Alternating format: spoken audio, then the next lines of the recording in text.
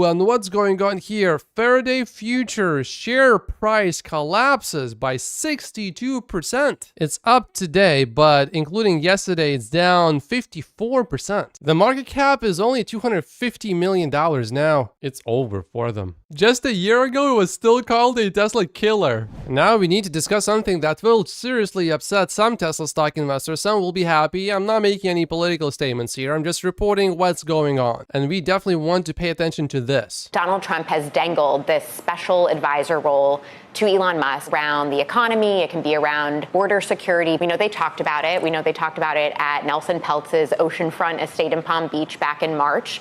And while it isn't fully hammered out yet, it's something that could happen should Trump win. The Wall Street Journal wouldn't write an article if we didn't think it was something legitimate that was there. With any of these things, just like if a deal might be talked about, there's a sense that it may not fully materialize. And also Donald has to win the presidency first. But it was not just a random aside. This is something that they talked about, Trump and Musk. It wasn't just something someone else threw out there. Right.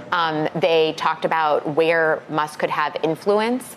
That could be around border security. It wasn't just like, oh, special advisor, go take this and let's all be happy and sing Kumbaya together. So we know that there were discussions about it. We know it's still out there as a possibility. Right. Apparently, they're even at the point where Musk is calling former President Trump up on the phone. Elon, however, responded with, there have not been any discussions of a role for me in a potential Trump presidency. Supposedly, Musk briefed Trump on plans to invest in a data-driven project hoping to prevent voter fraud. Keep in mind that Musk previously served on 2 business advisory councils during the former president's first term, but made good on his threat to quit them when the president pulled the US from the Paris Climate Agreement. Keep in mind that the former president is quite against EVs, and obviously Elon Musk is pro-EV, so maybe, let's say, the president wins and Elon Musk is a part of the presidency in some sort of way, maybe Elon would be able to influence the former president and maybe be a little bit more positive about EVs. But Elon Musk then would be an even more polarizing figure. There is some good Tesla stock news today. However, I used new sunscreen today and initially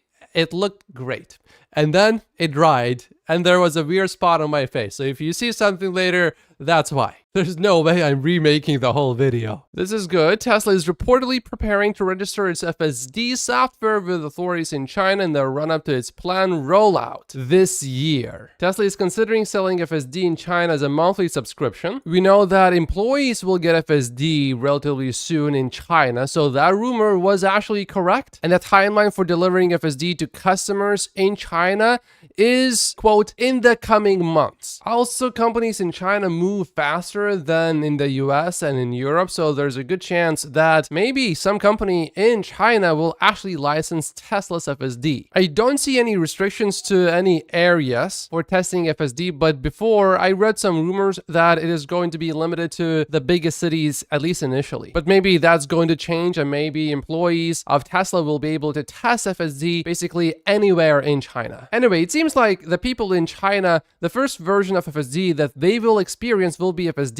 v12.4. And we have another report from China, which includes a quote from Tesla. It is difficult to say the specific time at present about FSD, but it is estimated it's fast. Tesla China also confirmed to reporters that restrictions on the use of Tesla in various parts of the country are being gradually lifted, which is definitely good news for Tesla's FSD future in China. Yeah, this is all over the news today. I'm wondering, how will Tesla bears react to this? I mean, Gordon Johnson basically said that Elon's visit to China was of no use. There was no way that FSD will be released in China, but we are not seeing that. We are seeing the exact opposite. And we know that Sandy Munro, ooh, he can be really tough on Tesla. And his wife was so impressed with Tesla's FSD that they decided to make a full video about it, and it's on Sandy's channel. As Tesla's spring update is rolling out, people are posting how happy they are with some of the features. Speed camera chime.